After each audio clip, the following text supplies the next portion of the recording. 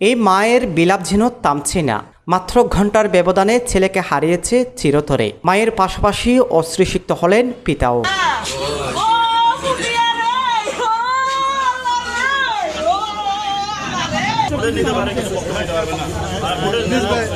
মোবাইলের ছবি থাকাকে কেন্দ্র করে গতকাল টেকনাফ বাহাতছড়া এলাকায় নৃশংসভাবে খুন হয় ছাত্রলীগ নেতা রাগিব শাহরিয়ার মুরাদ। এই ঘটনায় গুরুতর আহত হন তার আপন বড় ভাই মামুনও।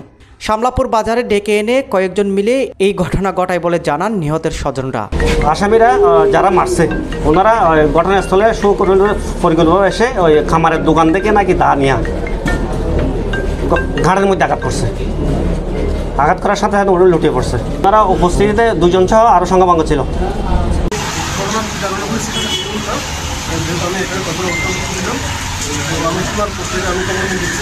ঘটনার পরপর মুরাদ ও তার ভাইকে উদ্ধার করে কক্সবাজার সদর হাসপাতালে নিয়ে আসলে অতিরিক্ত রক্তক্ষরণে প্রাণ যায় মুরাদের, এমনটা বললেন আরএমও ডক্টর আশিকুর রহমান।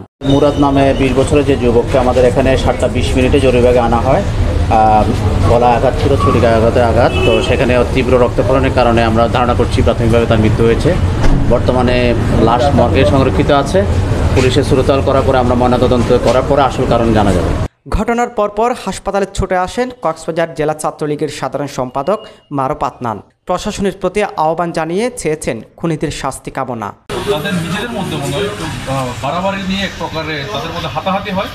হাতাহাতি পর্যায়ে তাদেরকে এলাকার লোকজন তাদেরকে একটি মীমাংসা করে দেয় প্রাথমিকভাবে। এরপরে তারা চলে যাওয়ার পরে অতর্কিতভাবে এসে তাদের উপরে 2 ভাইয়ের উপরে হামলা চালায়। একজন মারা গেল, একজন আহত অবস্থায় হাসপাতালে আছে।